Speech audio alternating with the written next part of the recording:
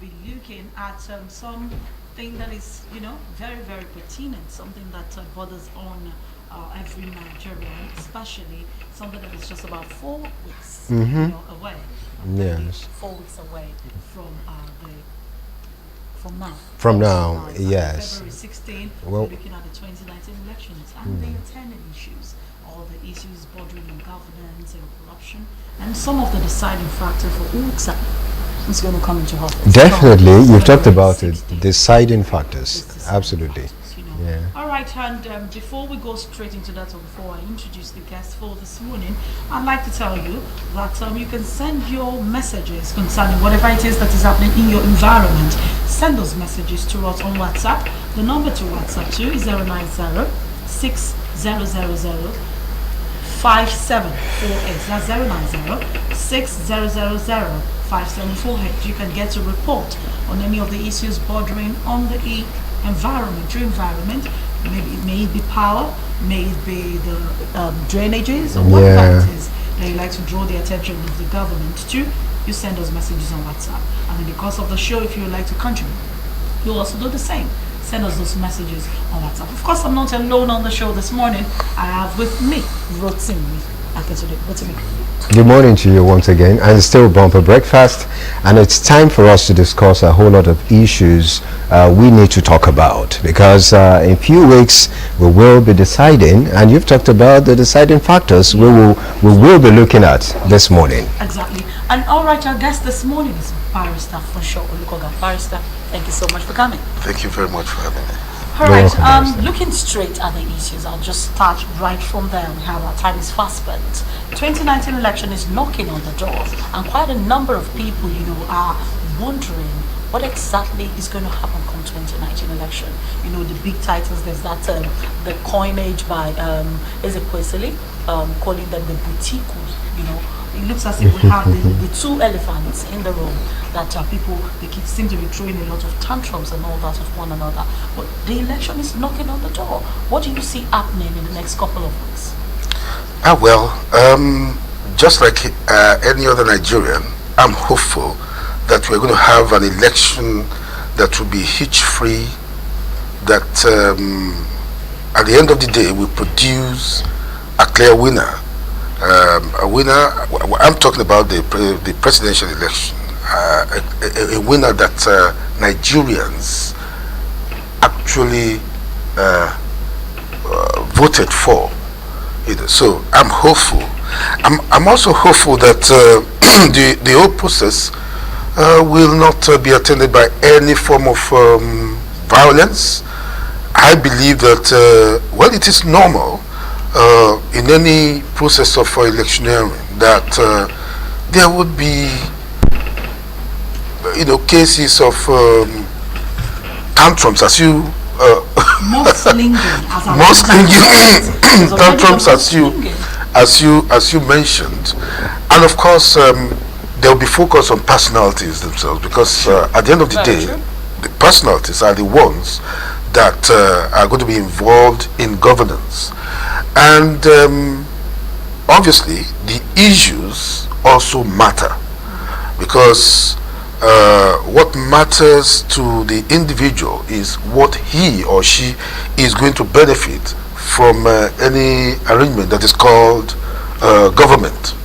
So because when you're talking about what is known as social contract, you are signing up your rights to an individual or a set of individuals to govern you for that period of time. Yes, and so you are hopeful that as you give them your mandate, they'll be able to use that mandate, to your benefit.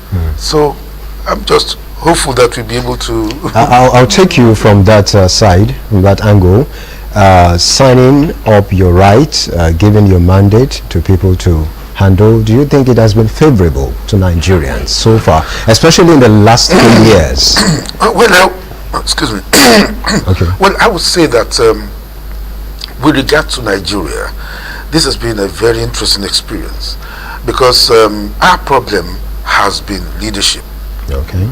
And except for someone who has not been around here in this country for several years, if we had the right leadership in place, it is my personal belief that we won't be where we are today. There wouldn't have been issues of corruption.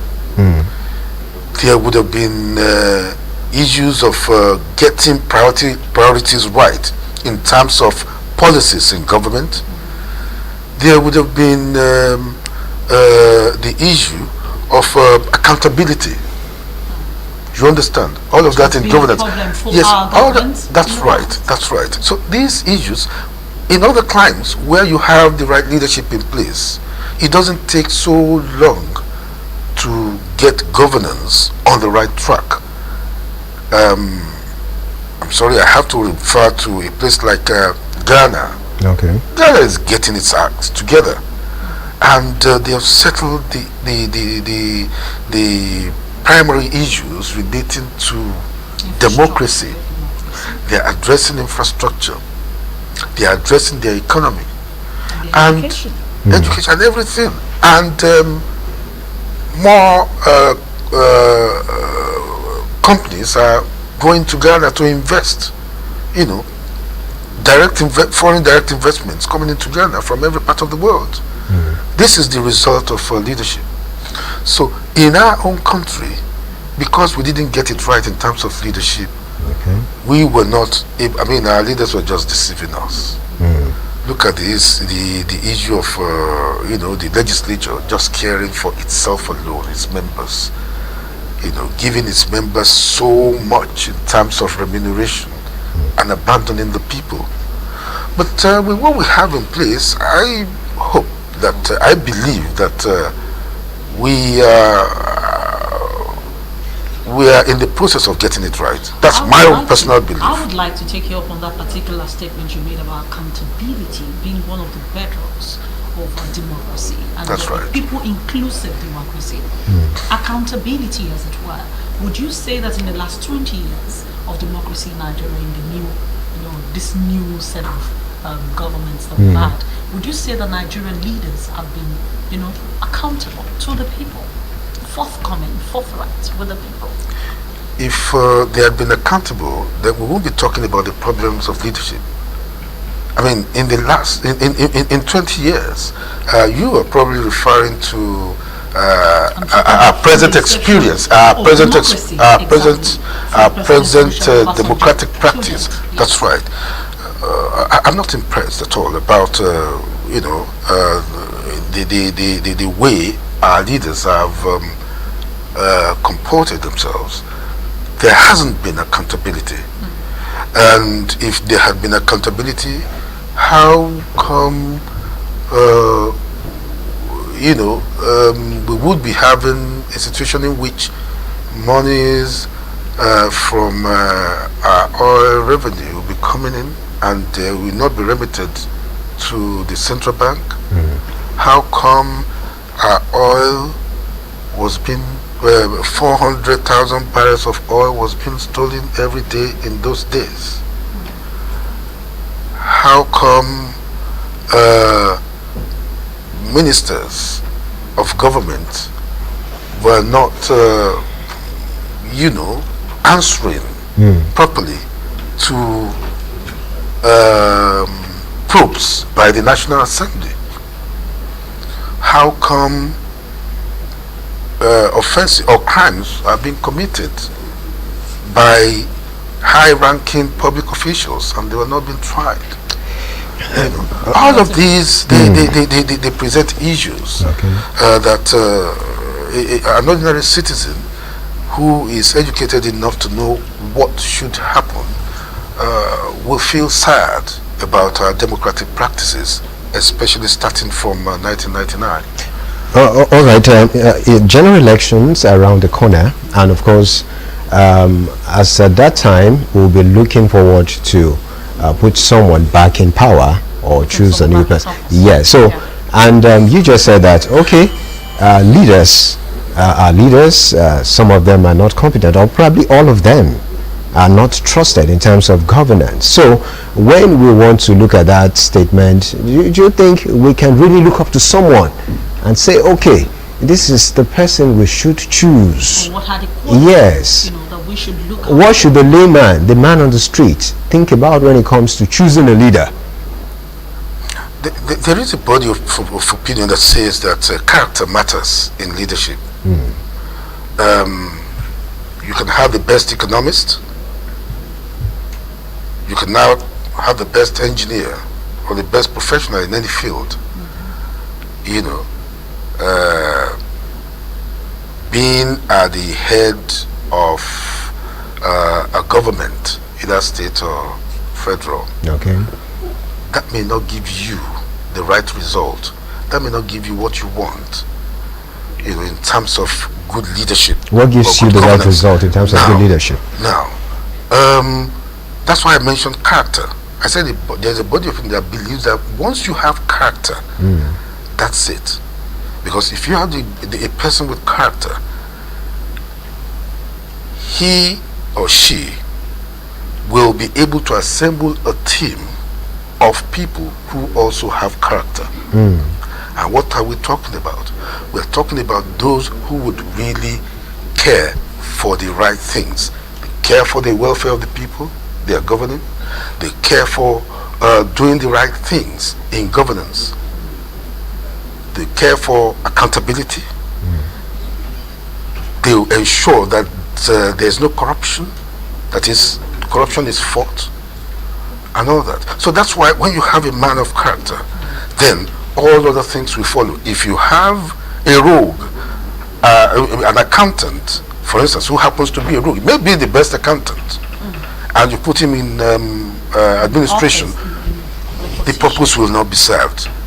Because a rogue will always be a rogue. He will use his skill in accounting to steal, to do anything that is corrupt. Do you think character alone would actually do the job?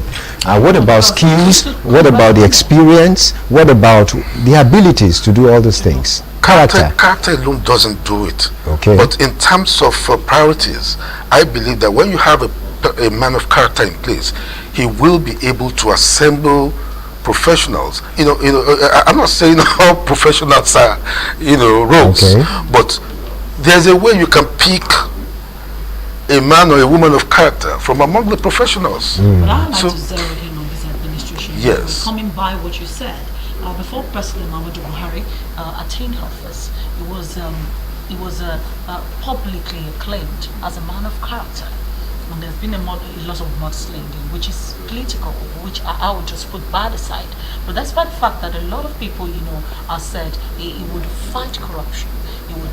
His character seemed not to have produced so much for us as a nation, as far as it concerns the results that we have gotten from this administration.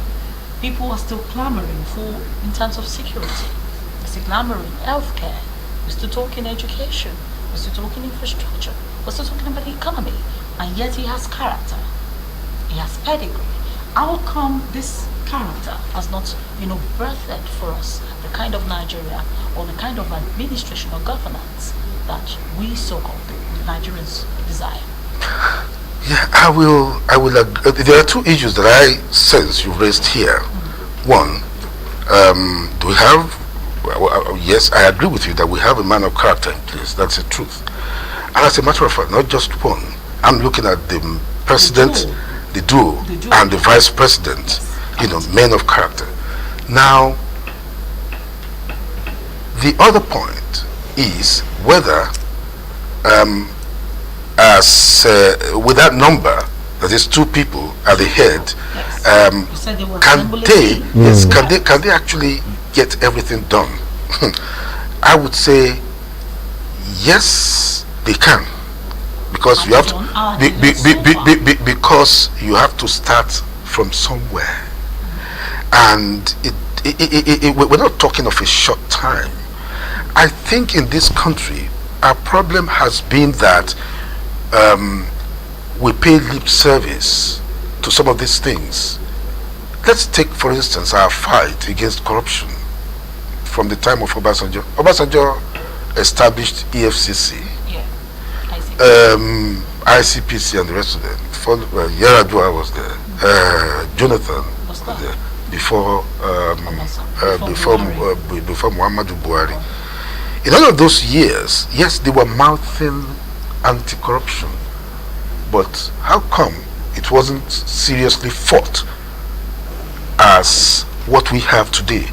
I tell you, and this is my personal belief, that we have called the nation, the attention of the nation has been called seriously to the fight against corruption. But the truth is, can you achieve it in one day?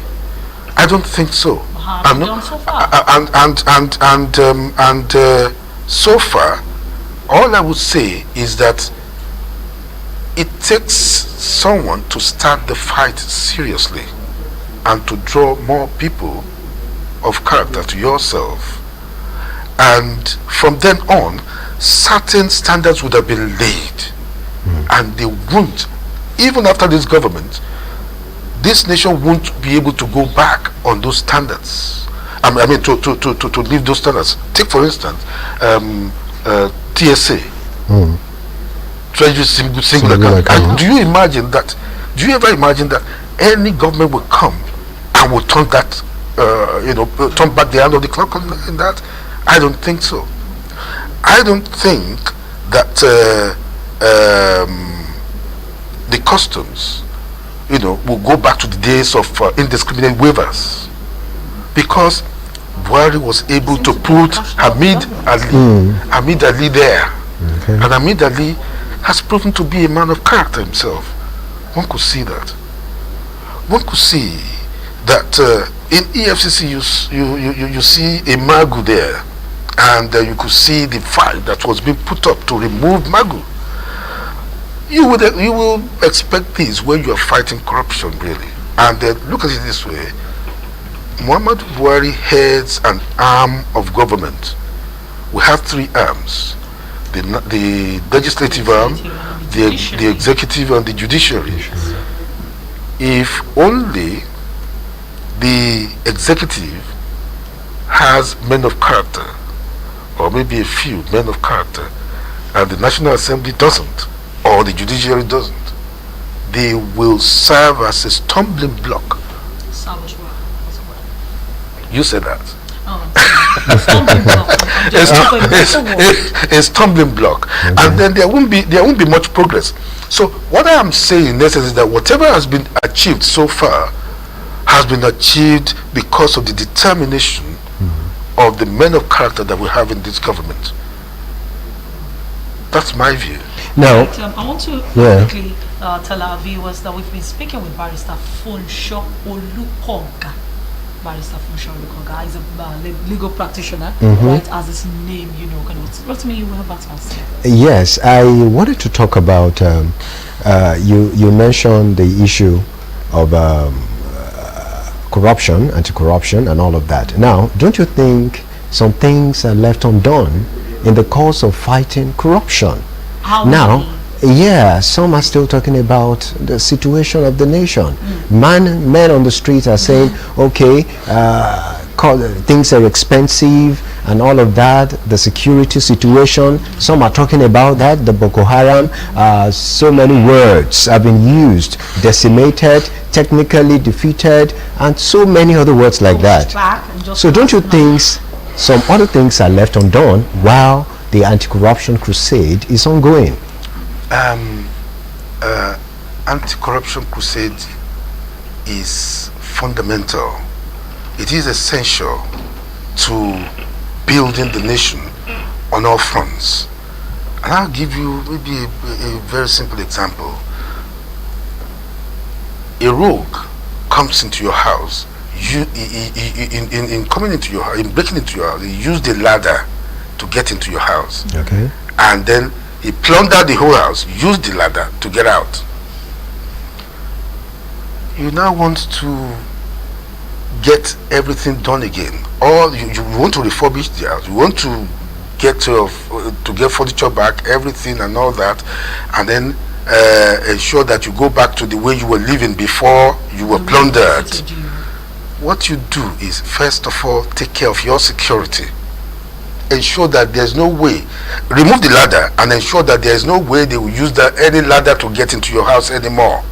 Ensure that everything is taken care of so that those rogues don't come in there again. So when you have done that seriously and your house is secure, then you will be able to have your furniture, your fixtures and all other things in place without fearing that the rogues will come back again and revisit and plunder you again. I liken that to what's going on in the country at the moment. Corruption has eaten deep. Corruption permeates every sector. If you're talking of security, look at the way our military was left without arms or ammunition. Look at the way they were turned into cowards and they were running away from Boko Haram in those days before Buhari came. Look at the way Boko Haram took over more than 14 local governments. But now have we defeated Boko Haram? We haven't defeated Boko Haram. So what is happening? Yes. What is happening is that we shouldn't pretend not to know what is happening. Okay. Because before Boko Haram was able to acquire the capability that they acquired, before they were able to, we ourselves, we were prostrate because our military was already completely decimated. And we were not able to buy arms.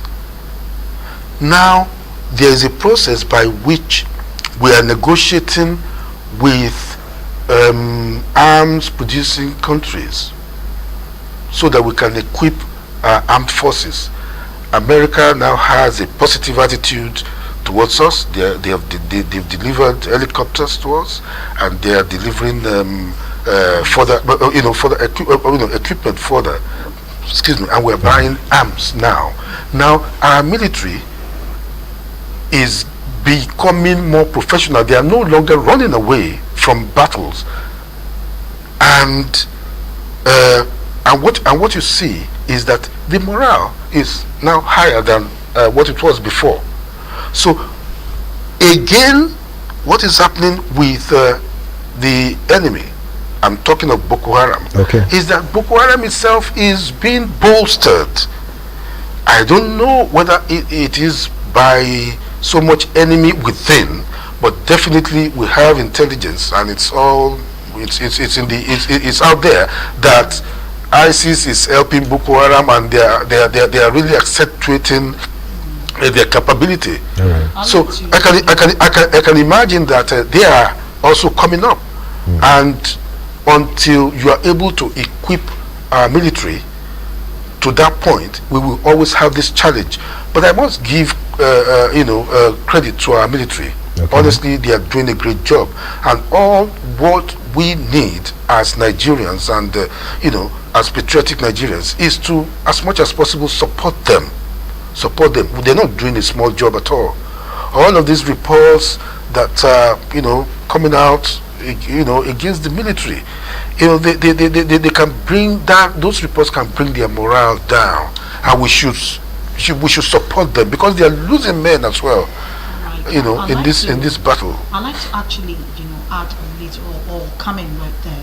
You were talking about security and the fight against insurgency by our military. Yes, they are losing men, and Nigeria is also losing men, and don't forget that they're Nigerians as well. So if we actually calculate the number of men that were lost, we usually calculate the villagers and the non-military. Yes. Maybe we should have the military to meet and see how many people we've actually lost in the course of insurgency. But that's by the way.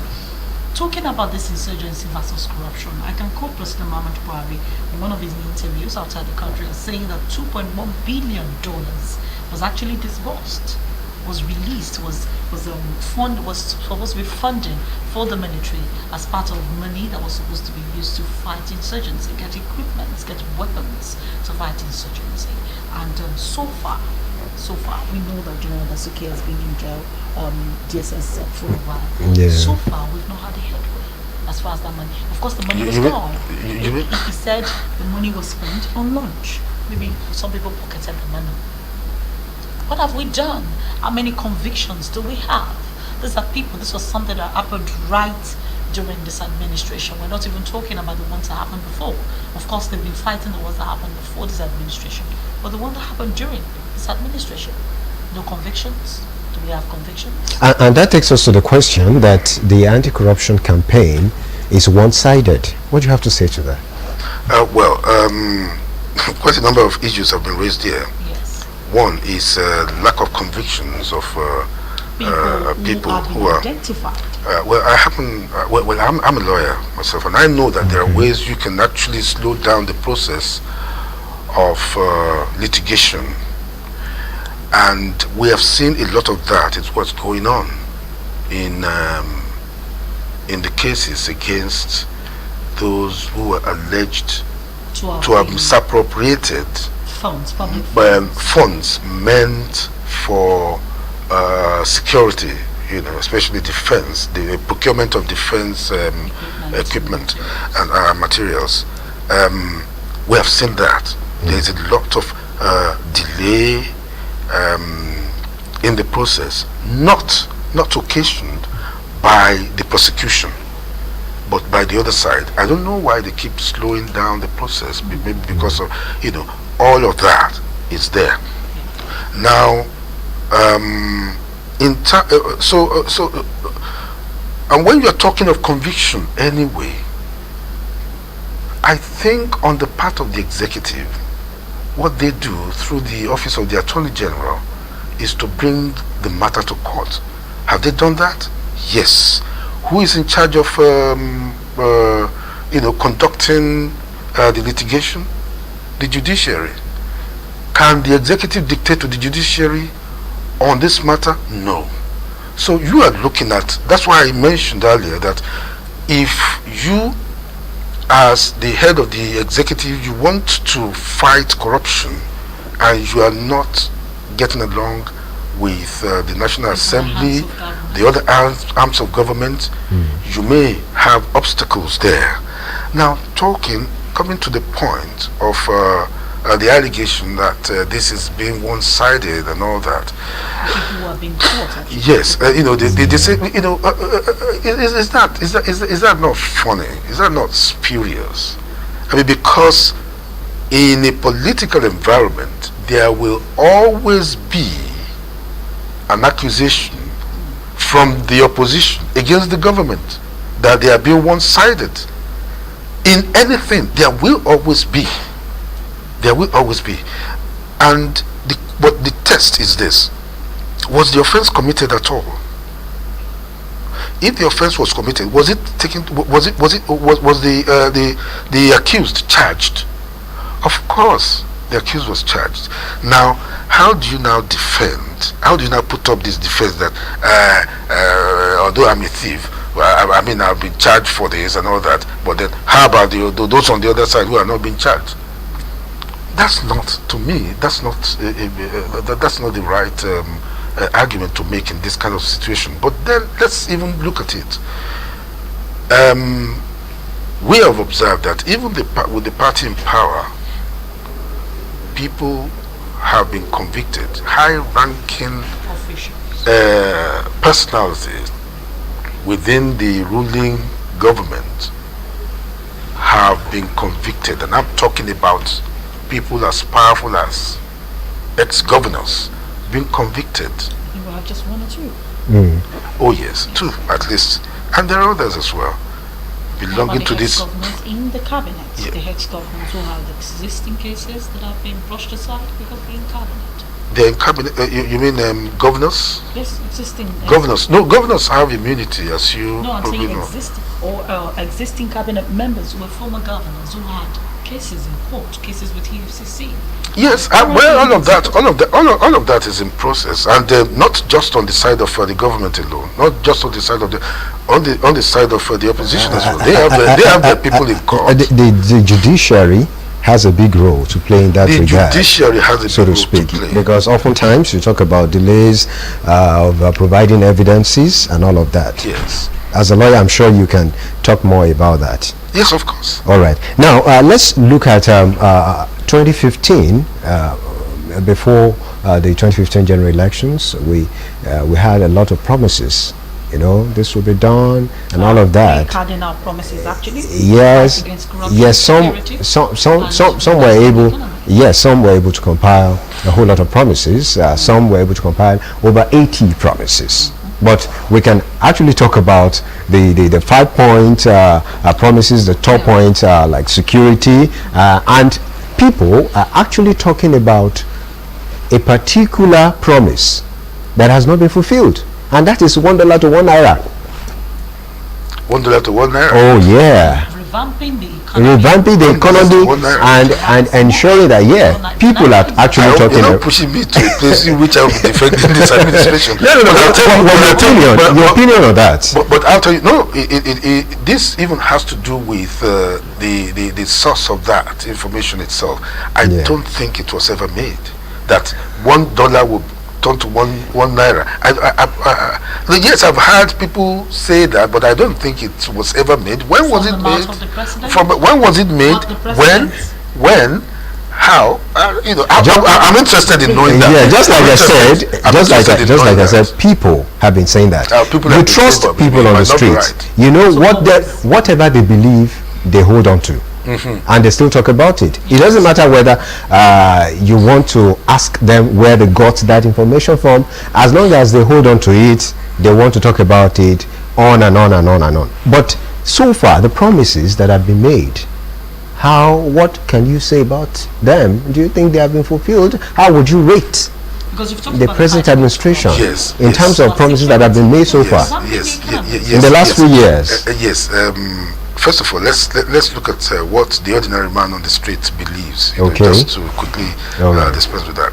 You see, the ordinary man on the street believes anything, and it is the duty of those who are really educated within the society to do as much as possible to ensure that perception is removed, especially by through education anyway, and through the media. Now, talking about the economy, if I ask myself, has there been a change in the economy from the time 2014 or 2015 to where we are? Without deluding myself, I believe that there has been a change. There has been a change. I think I was believing that there was a paradigm shift, but maybe I should be modest enough to say that yes, I think I have noticed that there has been a positive change. Yes, a positive change. I'll tell you what I mean. In the past, when you talk about the base of revenue generation, the revenue generation base has been bolstered, boosted, broadened, generally, especially when you consider the fact that we were relying mainly on oil as possibly the main revenue earning. Now the customs, they're doing very well. The federal inland revenue is generating so much. Even JAM, though sometimes parents complain about JAM. Yes, and even students. All these agencies that normally generate revenue, they are generating revenue. They are generating revenue, and then the leakage is being blocked here and there. So that when you generate, you don't fritter it away. Then again, I could see that there is diversification on a serious level. We are focusing on farming, and when you consider what is happening with farmers now, especially rice farmers, you will know that there is a serious change. Let them continue on that trajectory, and you see that this country will be better off in terms of revenue generation. There is solid minerals that had not been taken seriously before. Solid minerals is now becoming a revenue earner for us. You can look at various other sectors like that. Now, when you talk of, for instance, foreign reserve, it climbed from $28 billion for crying out loud, to 40 something now. I think it's 43, 44 billion dollars now. That is saving. We were not saving before. The benefits of saving is that when there is crisis, you have something to fall back on. Yes, like a buffer to fall back on. Now, you can also see that, in terms of infrastructural development, 30% of our budget now goes on the capital. It had never happened before. Now, we are now investing in infrastructural facilities with the 30%. Even though we are even borrowing, but it's not being spent on consumables. We are spending heavily on infrastructure, and that's why we are having railway from Lagos to Kano. Now, partly almost completed the part between Lagos and Ibadan, almost completed. Yeah. We are having roads, Lagos Ibadan Expressway, being seriously rehabilitated. With Lagos, Shagamu, Benin, and then we have in every state of the federation roads that have been under construction, so I think economically we are doing well. All right. Straight from your mouth. I'm sure the viewers are interested in knowing some of the syntheses and possibly finding out how we came about them. But we've been speaking with Barrister Fusho Olukola, and we've been talking about the 2019 elections and some of the issues with governance and how Nigerians should decide, when it comes to what to vote for in 2019. Thank you so much for coming. Thank you for having me. Thank you for coming. Thank you. All right, so people, we're going to see you again tomorrow. It's been an interesting show today, and tomorrow we're going to be looking at some human angle stories on something that borders on every Nigerian, and you should be a part of the show, so don't change the dial. Join us again at 8 a.m. tomorrow. Rotimi. All right, till tomorrow, bumper breakfast 8 a.m. I am Rotimi Akinwumi. Thank you for being there. And I am Tomi Sinkujo. Have a pleasant day and a wonderful one.